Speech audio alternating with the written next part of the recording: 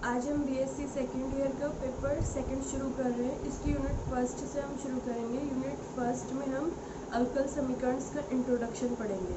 तो जो पहली टर्म है आपकी वो है अवकल समीकरण क्या होती है। तो ऐसे समीकरण जिसमें परतंत्र चर, स्वतंत्र चर और एक या एक से अधिक परतंत्र चरों के स्वतंत्र चरों के सापेक्ष अवकलज विद्यमान हो, ऐसे समीकरण को हम क्या कहते हैं, अवकल समीकरण। इसका मतलब क्या हुआ, अगर आपको दिया हुआ है y फंक्शन है x का, तो यहाँ पे हमारा x जो है वो क्या हो गया, स्वतंत्र चर इंडिपेंडेंट वेरिएबल, y क्या हो गया, परतंत्र चर डिपेंडेंट वेरिएबल। तो अगर आपके समीकरण में जो है स्वतंत्र चर है यानी x है, परतंत्र चर है यानी y है, और परतंत्र चर y का x के सापेक्ष अवकलज dy/dx d2y और dx स्क्वायर, इस तरह के अवकलज भी अगर आपके समीकरण में विद्यमान है तो ऐसी वाली समीकरण को हम कहते हैं अवकल समीकरण। ये आपके अवकल समीकरण है। इसमें हमारे पास तीन चीज़ें होनी चाहिए, डिपेंडेंट वेरिएबल, इंडिपेंडेंट वेरिएबल और डेरिवेटिव। डिपेंडेंट वेरिएबल के इंडिपेंडेंट वेरिएबल के रिस्पेक्ट में डेरिवेटिव जो है आपकी समीकरण में विद्यमान होने चाहिए। ऐसे समीकरण को हम कहते हैं डिफरेंशियल इक्वेशन, अवकल समीकरण। आगे हम पढ़ते हैं अवकल समीकरण कितने प्रकार की होती है। तो अवकल समीकरण दो प्रकार की होती है, और ये दो प्रकार जो है वो डिपेंड करते हैं आपके स्वतंत्र चर कितने हैं। पहली है आपकी साधारण अवकल समीकरण, जिसको हम कहते हैं ऑर्डिनरी डिफरेंशियल इक्वेशन, ओडी, यानी ऐसे समीकरण जिसमें केवल एक ही स्वतंत्र चर के सापेक्ष एक या अधिक कोटि के अवकलजों का प्रयोग होता है, वो ओडी कहलाती है। इसको हम दूसरी लैंग्वेज में ऐसे भी कह सकते हैं कि अगर आपकी समीकरण में आपको एक ही इंडिपेंडेंट वेरिएबल x दे रखा है, तो ऐसी वाली समीकरण को हम कहते हैं साधारण अवकल समीकरण। तो साधारण अवकल समीकरण में हमारे पास क्या होता है, इंडिपेंडेंट वेरिएबल एक ही होता है, डिपेंडेंट वेरिएबल भी एक ही होता है। आगे आकर साधारण अवकल समीकरण भी दो प्रकार की होती है, और ये होती है लीनियर रेखिक और नॉन लीनियर अरेखिक। और ये किस पे डिपेंड करता है, रेखिक क्या होगी, ऐसी अवकल समीकरण जिसमें दो चीज़ें हो, पहला परतंत्र चर और उसके सभी अवकलज केवल प्रथम घात में हो। अब यहाँ पे परतंत्र चर मतलब y और उसके अवकलज मतलब dy/dx, d2y और dx स्क्वायर। तो हमारे y जो है वो प्रथम घात में हो, मतलब हमारे समीकरण में सिर्फ y हो, y स्क्वायर y क्यूब ना हो, और उसके अवकलज मतलब dy/dx हो, d2y और dx स्क्वायर हो, इनकी पावर्स 1 से ज़्यादा ना हो। पहली बात तो ये, और दूसरी बात परतंत्र चर और उनके अवकलजों का गुणनफल विद्यमान नहीं हो, मतलब हमारे पास ऐसे वाले पद नहीं हो कि y इंटू dy/y और dx स्क्वायर, y और उसके अवकलज आपस में गुणा नहीं हो। ऐसी वाली समीकरण को हम क्या कहते हैं, लीनियर रेखिक समीकरण। इसका एग्जाम्पल हम देखें तो dy और dx square plus X cube Y is equals to X square E की पावर एक्स।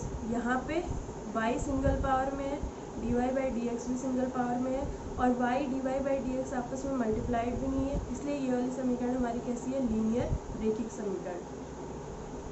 आगे हम देखते हैं जो सेकंड टाइप है वो है नॉन लीनियर डिफरेंशियल इक्वेशन, अरेखिक अवकल समीकरण।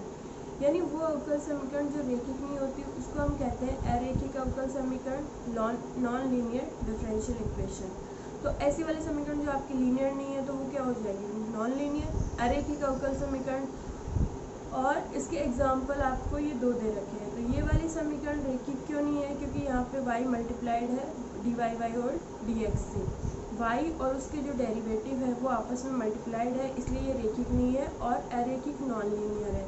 इस वाली में हम देखें तो y का स्क्वायर है, और ये सेकंड वाली, फर्स्ट वाली जो प्रॉपर्टी है परतंत्र चर और उसके अवकलज केवल प्रथम घात में होने चाहिए, ये वाली प्रॉपर्टी सेटिस्फाइड नहीं हो रही, इसलिए ये रेखिक नहीं है, इसीलिए ये क्या है, अरेखिक। ये आपके दोनों टाइप हो गए साधारण अवकल समीकरण के।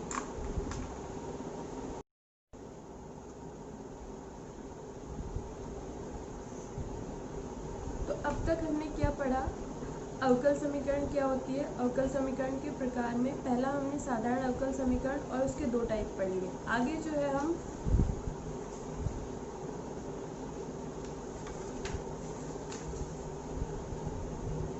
पढ़ रहे हैं अवकल समीकरण का दूसरा प्रकार, जिसको हम कहते हैं आंशिक अवकल समीकरण। जो पहले टाइप की थी वो साधारण अवकल समीकरण थी, जो दूसरे टाइप की है वो है आपकी आंशिक अवकल समीकरण। आंशिक अवकल समीकरण क्या होती है? ऐसी अवकल समीकरण जिसमें एक से ज़्यादा आपके पास इंडिपेंडेंट वेरिएबल हो, स्वतंत्र चर हो, तो ऐसी वाली समीकरण को हम क्या कहते हैं? आंशिक अवकल समीकरण।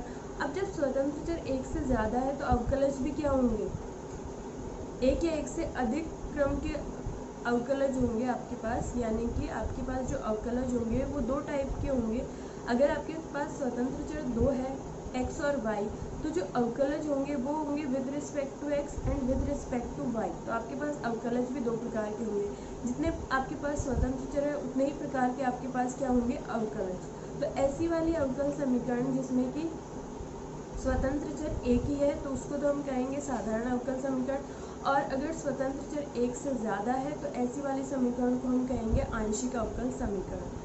और यहाँ पे हम एग्जाम्पल देखें तो z यहाँ पे हमारा क्या है? डिपेंडेंट है, और z यहाँ पे फंक्शन है किसका? x और y का।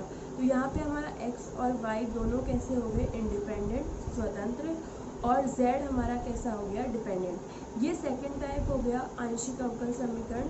यानी कि हमने यहाँ तक आने तक क्या क्या पढ़ लिया?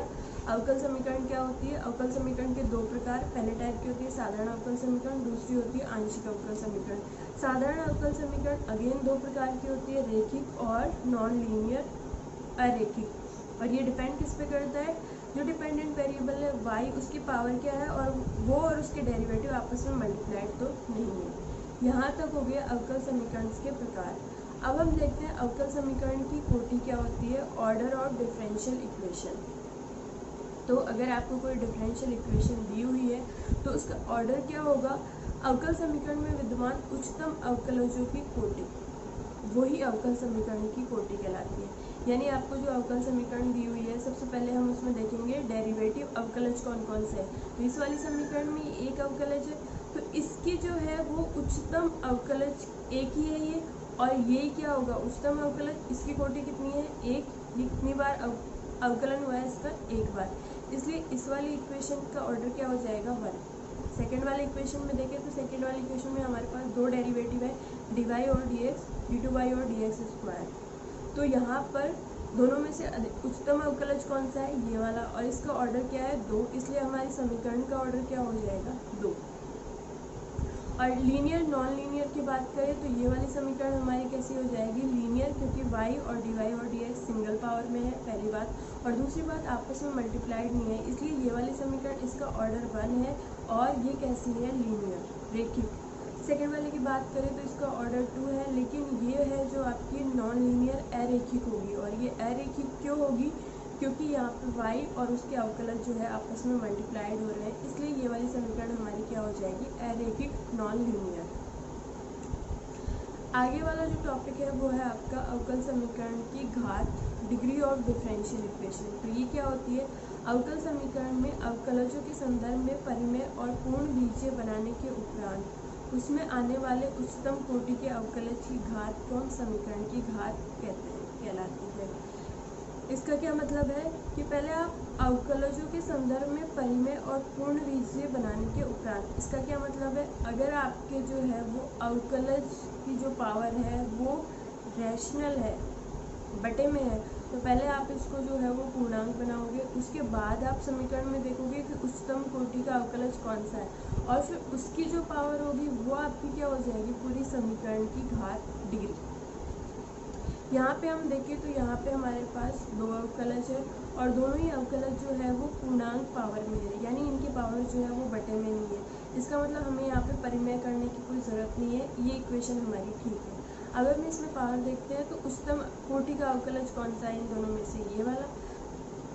उच्चतम अवकलज कोटि का अवकलज जो है हमारे दोनों सेम कोटि के अवकलज है, तो कोई सा भी ले सकते हैं, लेकिन इनमें से दोनों सेम है, कोटि तो दोनों की सेम है, लेकिन पावर किसकी ज़्यादा है? इसकी ज़्यादा है।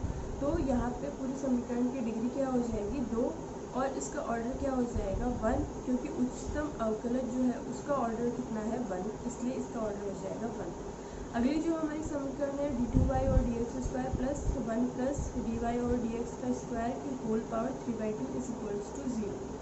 तो यहाँ पे हम क्या करेंगे, ये जो अवकलज आ रहा है इसकी जो पावर है वो पूर्णांक नहीं है, तो सबसे पहले इसकी पावर पूर्णांक बनाएंगे, इसको इक्वेशन के उधर लेके जाएंगे तो ये माइनस में हो जाएगा और 3/2 हो जाएगा। 3/2 को पूर्णांक बनाने के लिए हमने दोनों तरफ का स्क्वायर कर दिया, तो ये तो क्या हो जाएगा, इसका स्क्वायर करेंगे तो 2 से 2 कैंसिल हो जाएगा और इधर इसकी पावर क्या हो जाएगी 3। अब हम देखते हैं यहाँ पर